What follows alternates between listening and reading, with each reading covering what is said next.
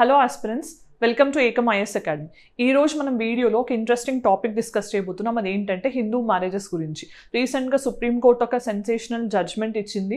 దీనికి సంబంధించి అసలు హిందూ మ్యారేజెస్ అనేవి ఎలా జరగాలని సుప్రీంకోర్టు చెప్పింది, ఎలా జరుగుతున్నాయని విచారం వ్యక్తం చేసింది. దాంతోపాటు అసలు హిందూ మ్యారేజ్ అంటే ఏం జరగాలి, లేకపోతే ఎసెన్షియల్స్ ఆఫ్ హిందూ మ్యారేజ్ ఏంటి, ఇలాంటివన్నీ కూడా ఈ వీడియోలో డిస్కస్ చేద్దాం. సో ఫస్ట్ మనం తెలుసుకోవాల్సింది ఏంటి, మ్యారేజ్ అనేది ఒక సివిల్ ఆస్పెక్ట్ అనమాట. అంటే మనకి వివిధ మతాల్లో వివిధ రకాలుగా మ్యారేజెస్ చేసుకునే ప్రొవిజన్స్ ఆ పర్టికులర్ లాస్ ప్రొవైడ్ చేస్తున్నాయి. అందుకనే మన ప్రభుత్వం ఏం చేయాలనుకుంటుంది, ఈ అన్ని వివిధ మతాలకి వివిధ ఏదైతే మనకి లాస్ ఉన్నాయో అలా ఉండకుండా యూనిఫామ్ లా ఉండాలి అని చెప్పి దానికోసమే మనం గవర్నమెంట్ ఏం చేస్తుంది, యూనిఫామ్ సివిల్ కోడ్ అనేది తీసుకురావడానికి ట్రై చేస్తుంది. ఇది ఏ ఆర్టికల్లో ఉంది అనేది మీకు తెలిస్తే కామెంట్ సెక్షన్లో చెప్పండి. సో ఫస్ట్ మనం తెలుసుకోవాల్సింది ఏంటి, ఏం డిస్కస్ చేయబోతున్నాం ఈ వీడియోలో, అసలు ఎందుకు న్యూస్లో ఉంది, అసలు లాస్ ఇన్ మ్యారేజ్ ఏమేం లాస్ ఉన్నాయి మనకి మ్యారేజ్కి సంబంధించి, దాంట్లో హిందూ లా ఏంటి, section 5, 7, 8 of Hindu marriage act ఏం చెప్తున్నాయని డిస్కస్ చేద్దాం. దాని తర్వాత అసలు ఈ కేసులో ఏం జరిగింది, సుప్రీంకోర్టు ఎలాంటి వ్యాఖ్యలు చేసింది, ఇవన్నీ కూడా వీడియోలో డిస్కస్ చేద్దాం.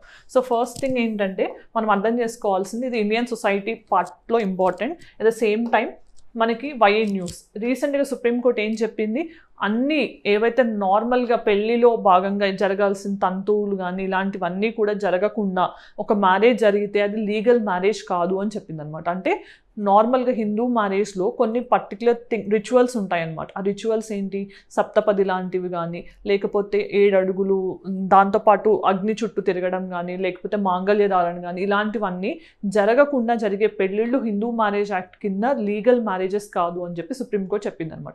సో ఫస్ట్ అసలు దీని కాంటెక్స్ట్ ఏంటి అనేది నేను ఎక్స్ప్లెయిన్ చేస్తాను. ఫస్ట్ ఇక్కడ ఏం జరిగిందంటే 2021లో ఒక అమ్మాయి అబ్బాయి యూపీలో వీళ్ళు పెళ్లి చేసుకోవాలనుకున్నారు. పెళ్లి చేసుకోవాలనుకుని వాళ్ళు ఏం చేశారు, అక్కడున్న లోకల్ రిలీజియస్ ఆర్గనైజేషన్కి వెళ్ళి వాళ్ళ, అంటే నార్మల్గా మీకు తెలిసిందే కదా, కొన్ని ఆర్గనైజేషన్స్లో జస్ట్ అమ్మాయి అబ్బాయి కన్సెంట్తో దండలు మార్చుకున్నా, లేకపోతే వాళ్ళ ముందు అంటే తాళి కట్టడం, ముహూర్తం ఇవన్నీ లేకపోయినా కూడా అలా చేస్తే వాళ్ళకి మ్యారేజ్ సర్టిఫికేట్ అనేది ఇవ్వచ్చు. సో అలా మ్యారేజ్ సర్టిఫికేట్ అనేది ఇక్కడ వచ్చింది. తర్వాత ఏం జరిగింది, అదే సంవత్సరంలో వాళ్ళు ఏం చేశారు, మళ్ళీ 2021లోనే యూపీ నుంచి, అంటే యూపీ స్టేట్ గవర్నమెంట్ నుంచి వాళ్ళ మ్యారేజ్ అనే దాన్ని రిజిస్టర్ చేసుకున్నారు అనమాట. మ్యారేజ్ అనే దాన్ని రిజిస్టర్ చేసుకున్నారు. అంటే రిజిస్టర్ అయింది అని అంటే ఏంటి, నార్మల్గా మీ పెళ్ళి లీగల్ అయినట్టు. ఓకే, సో ఫస్ట్ అది జరిగింది. కానీ ఈలోపు ఏమైంది, వీళ్ళ పేరెంట్స్ ఏమనుకున్నారు, మీరు ప్రాపర్ రిచువల్స్ని ఫాలో అవ్వకుండా పెళ్లి చేసుకుని మీ పెళ్ళిని రిజిస్టర్ చేసుకున్నారు, అలా కరెక్ట్ కాదు, మేము మళ్ళీ పెళ్ళిని చేస్తాము, సో అన్నీ ప్రాపర్గా అన్ని రిచువల్స్ ఫాలో అవుతూ మీ పెళ్ళి మళ్ళీ చేస్తామని చెప్పి అక్టోబర్ 2022లో చేస్తామని చెప్పి ముహూర్తం ఫిక్స్ చేశారనమాట. ఈ ఫిక్స్ చేసినప్పుడు ఏమైంది, ఎప్పుడైతే ఈ 2021-22 గ్యాప్ వచ్చిందో, ఈ గ్యాప్లో ఏం జరిగింది, వీళ్ళ మధ్యలో డిఫరెన్సెస్ వచ్చాయన్నమాట అమ్మాయి అబ్బాయి మధ్యలో. సో అమ్మాయిని డౌరీ కోసం అబ్బాయి హెరాస్ చేస్తున్నాడు అని అమ్మాయి కేసు పెట్టింది. ఆ అబ్బాయి ఏం చేశాడు, ఆ అమ్మాయి నుంచి నాకు డైవర్స్ కావాలని చెప్పి కేసు ఫైల్ చేయడం జరిగింది. సో ఆ అమ్మాయి ఏం చేసినప్పుడు, ఆ అబ్బాయికి నాకు అసలు ప్రాపర్ రిచువలిస్టిక్ మ్యారేజ్ జరగలేదు, అంటే అన్ని హిందూ రిచువల్స్ ఫాలో అవుతూ పెళ్లి జరగలేదు కాబట్టి అసలు మా పెళ్ళి అనేది లెజిటిమేట్ కాదు, అలాంటప్పుడు నేను డైవర్స్ ఎలా ఇస్తాను అని చెప్పి అమ్మాయి సుప్రీంకోర్టుని ఆశ్రయించింది అనమాట. ఈ కాంటెక్స్లో సుప్రీంకోర్టు ఏం చెప్పింది, పెళ్ళి అనేది మనం జనరల్గా డాన్స్ చేయడానికో, తినడానికో, తాగడానికో, లేకపోతే ఎంజాయ్ చేయడానికో చేసే పనిగా చూస్తున్నారు ఈ కాలంలో ఎవరైతే మ్యారేజ్ కోసం వెళ్తున్నారో. అలాంటివన్నీ కూడా మ్యారేజ్ అనే ఇన్స్టిట్యూషన్ దాని పవిత్రతను పోగొట్టుకునే పరిస్థితిని కల్పిస్తున్నాయని చెప్పి, మ్యారేజ్ అనే దానికి లీగల్ వ్యాలిడిటీకి రావాలంటే జస్ట్ రిజిస్ట్రేషన్ ఒక్కటే సరిపోదు.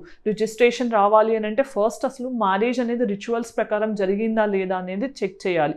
అలా రిచువల్స్ ప్రకారం జరిగిన మ్యారేజెస్కే లీగల్గా రికగ్నిషన్ ఇస్తూ రిజిస్ట్రేషన్ చేయాలి, లేకపోతే ఆ మ్యారేజెస్ అన్ని ఇల్లెజిటిమేట్ అవుతాయి అని చెప్పి సుప్రీంకోర్టు రీసెంట్గా జడ్జ్మెంట్ ఇచ్చింది. So 2 judge bench. దీంట్లో మనకి ఫ్యూచర్లో మనకి మహిళా సీజే అవ్వబోతున్నారు కదా బివి నాగరత్న, 2027లో ఆమె కూడా ఒక మెంబర్ అనమాట.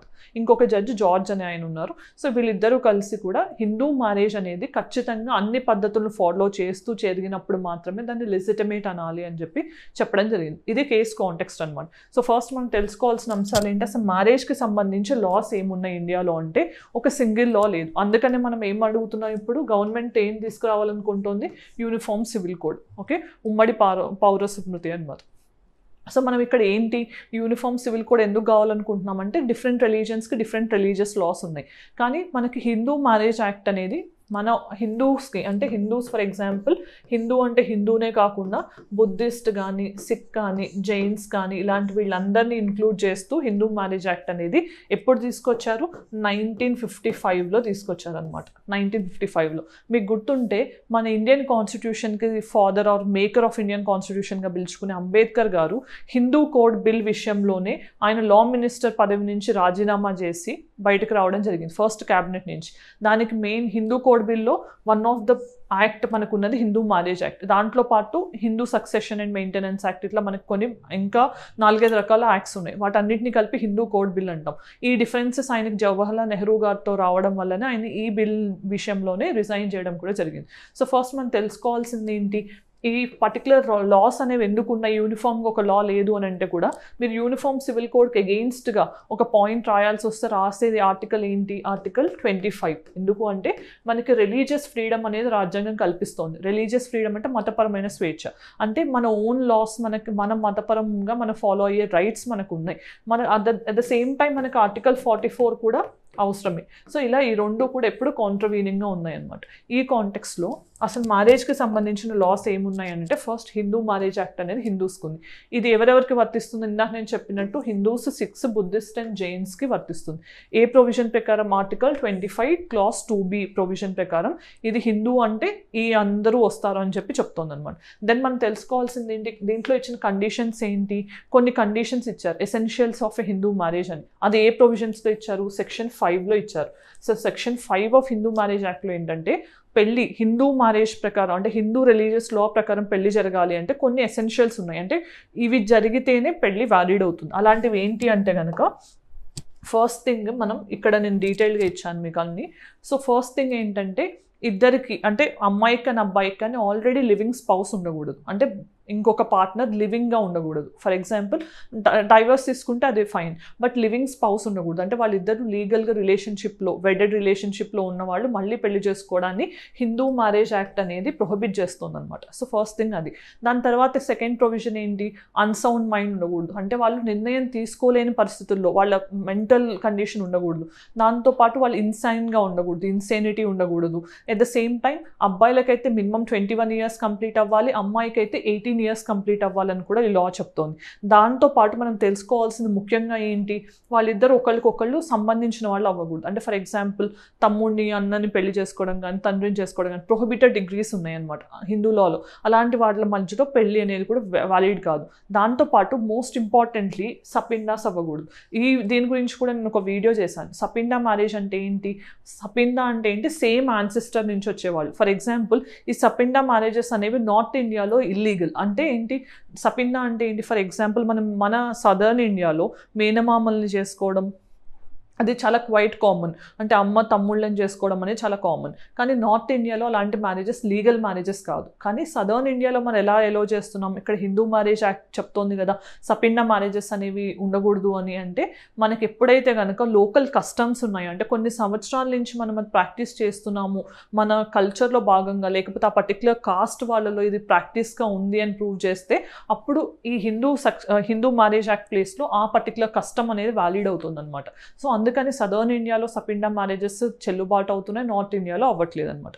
సో ఇవన్నీ కూడా ఎసెన్షియల్స్ అనమాట. ఇవన్నీ ఉన్నప్పుడు మాత్రమే మనకి హిందూ మ్యారేజ్కి అనేది ఎలిజిబిలిటీ వస్తుంది. దాని తర్వాత మనం తెలుసుకోవాల్సింది ఏంటి, సెక్షన్ 7. ఈ సెక్షన్ 7 ప్రకారం ఏం చెప్తున్నారు, హిందూ మ్యారేజ్ అంటే ఆల్రెడీ కావాల్సిన క్వాలిఫికేషన్స్ ఏంటో చూసాం, ఎసెన్షియల్ కండిషన్స్. కానీ వీళ్ళు ఇవి ఉంటే సరిపోదు, దాంతోపాటు కొన్ని రిచువల్స్ని ఫాలో అవ్వాలి ఖచ్చితంగా. వాళ్ళ మ్యారేజ్ టైంలో ఎలాంటి రిచువల్స్ ఫాలో అవ్వాలి, మాంగళ్య ధారణ కానీ సప్తపది కానీ ఇట్లాంటివి ఫాలో అవ్వాలన్నమాట. ఇలాంటివన్నీ ఫాలో అయితే మాత్రమే, అంటే రిచువల్స్ అన్నీ ఫాలో అయితే మాత్రమే హిందూ మ్యారేజ్ యాక్ట్ ప్రకారం మీ మ్యారేజ్ అనేది లీగల్ ఆర్ లెజిటిమేట్ అవుతుంది అని చెప్పి సెక్షన్ 7 చెప్తోంది. దాని తర్వాత మనం తెలుసుకోవాల్సిన సెక్షన్ 8 గురించి అనమాట. సో సెక్షన్ 8 ఏం చెప్తోంది మనకి హిందూ మ్యారేజ్ యాక్ట్లో, మన పెళ్ళి ఇలా అంటే ఎసెన్షియల్ కండిషన్స్ ఉండి సెక్షన్ 5, దాని తర్వాత 7 తర్వాత మనకి ఏవైతే రిచువల్స్ అన్నీ ఫాలో అయ్యామో ఆ మ్యారేజ్ అంతా కంప్లీట్ అయ్యాక సెక్షన్ 8 ప్రకారం మీరు మ్యారేజ్ని స్టేట్ గవర్నమెంట్లో రిజిస్టర్ చేసుకోవాల్సి ఉంటుంది. రిజిస్టర్ చేసుకున్నప్పుడు ఏమవుతుంది, మీ పెళ్ళి అనేది చట్టబద్ధం అవుతుంది. అంటే రిజిస్టర్ చేసుకున్న తర్వాత మీ మ్యారేజ్కి లెజిటిమసీ అనేది వస్తుంది అనమాట. సో సెక్షన్ 8 ఏం చెప్తుంది, స్టేట్ గవర్నమెంట్స్ రిజిస్టర్ చేసే ప్రొవిజన్స్ని సెక్షన్ 8 కల్పిస్తుంది అనమాట. సో అప్పుడు మనకి లెజిటిమేట్ మ్యారేజ్ అవుతున్నట్టు. సో సుప్రీంకోర్టు ఈ కాంటెక్స్లో ఏం చెప్పింది, ఆల్రెడీ ఈ కేసులో నేను ఇందాక చెప్పిన డోలీ రాణి కేసు అనమాట, అది డాలీ రాణి కేస్. సో దీంట్లో ఏం చెప్పింది సుప్రీంకోర్టు, రిజిస్ట్రేషన్ అనేది ఓన్లీ ప్రూఫ్ ఆఫ్ మ్యారేజ్ మాత్రమే, కానీ ఇట్ డజంట్ కన్ఫర్ లెజిటిమసీ. అంటే ఇప్పుడు ఆల్రెడీ వాళ్ళ దగ్గర రిజిస్టర్ మ్యారేజ్ సర్టిఫికేట్ ఉంది, కానీ దాని అర్థం ఏంటి, వాళ్ళ దగ్గర సర్టిఫికేట్ ఉంది అని అంటే వాళ్ళ మ్యారేజ్ లెజిటిమేట్ అని కాదు, వాళ్ళ మ్యారేజ్ చెల్లుబాటు అవుతుందని కాదు, ఒక ప్రూఫ్ ఆఫ్ మ్యారేజ్గా మాత్రమే వర్తిస్తుంది అని చెప్పి సుప్రీంకోర్టు చెప్పింది అనమాట. ఇది మనం అర్థం చేసుకోవాల్సిన సెక్షన్ 8.